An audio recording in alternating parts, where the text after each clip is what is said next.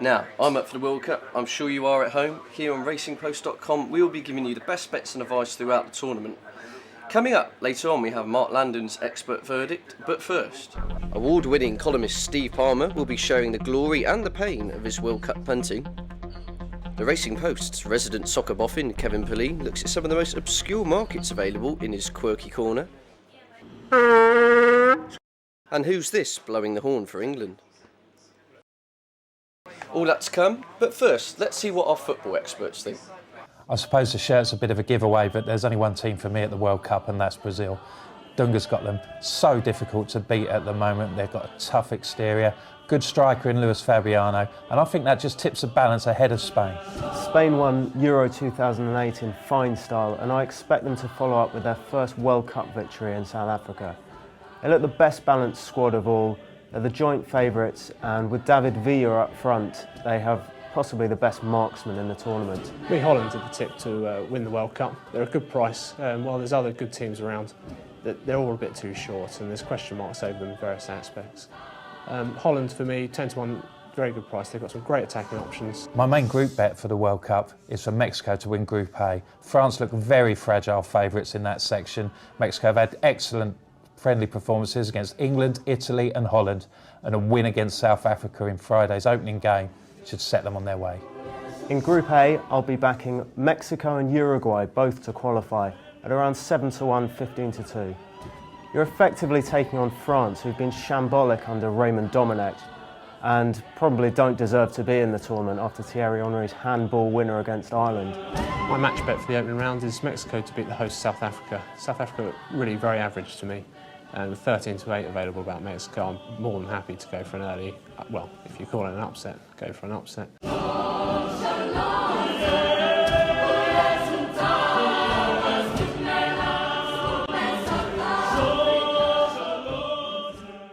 Now, that's the thoughts of our experts, and in the meantime, our own Wally Pyre has been on the hunt for an alternative view.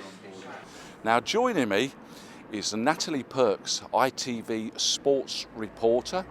Now, Natalie has followed the England football team through the Capello regime. She's been here, there and everywhere. Now, she's one of the people who will know the full SP about what's England's chances.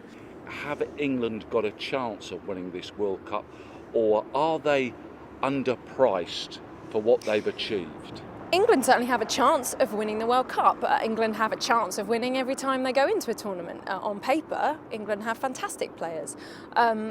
From having watched them a lot, to go into any major tournament, they are going to need some degree of luck. You are going to need decisions to go your way, something England haven't always had.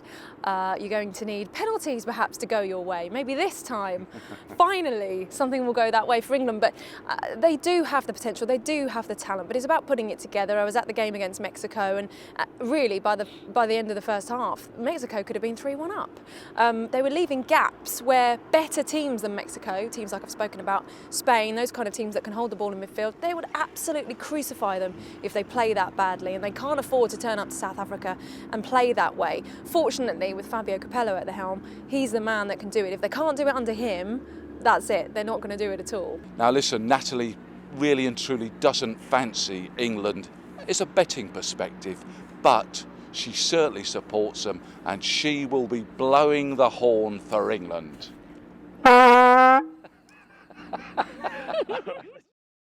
Award-winning sports betting journalist Steve Palmer is best known for his hard-hitting golf selections, but he also loves his football. Let's see what he's been up to. Hi there, Steve Palmer here.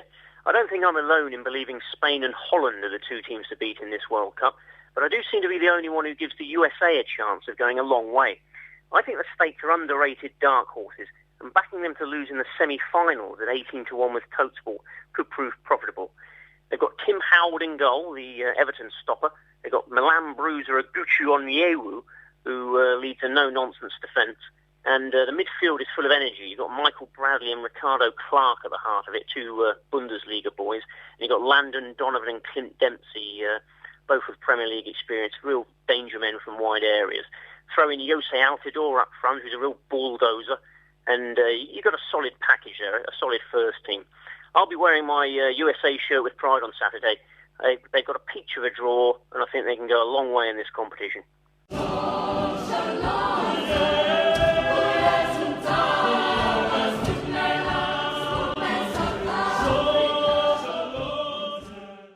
best of luck, Steve. Now let's move on to our soccer boffin, Kevin Pauline, as he loves seeking out the value in the most obscure markets. I often go for quirky bets, and I hope there will be some once the tournament gets underway. But right now, before it's even begun, the most interesting proposition for me is rather more straightforward. Mexico to do better than Uruguay in Group A. You could back Uruguay not to qualify at 5-6, but there are major squiggles next to the other two teams in the section, France and South Africa. So I would prefer to back Mexico in the draw no bet market for the match against Uruguay on Tuesday the 22nd of June. You can get 5-6 with Bet365 or Coral. Mexico play South American opponents quite regularly, and their record against them suggests to me that they're better than Uruguay. Not by a great deal, but by enough to make them worth supporting. Pleased to say I'm joined by Mark Laindon to give his expert opinion. Now, Mark, where would you be going for the best bets within the first wave of matches? Obviously, there's so many markets to choose from. Yeah, there are. I think on the Saturday, the one for me, probably the Nat, is South Korea against Greece. I watched Greece in a friendly against North Korea, and they couldn't cope with the pace and just the movement of North Korea. Greece are very much an Asian team. South Korea much stronger than North Korea with Park and Lee. We've seen them at Manchester United and Bolton. There's another couple of lads that play in Europe.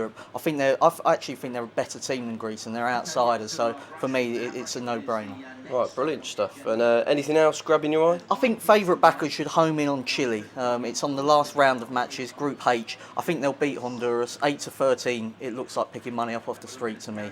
Suazo, I think he's going to be fit. Massive plus. Chile play with 4 forwards. They're going to go for it, and I think they're going to do them convincingly. Well, Mark's definitely convinced me. I'm off to have a bet now. See you again next week.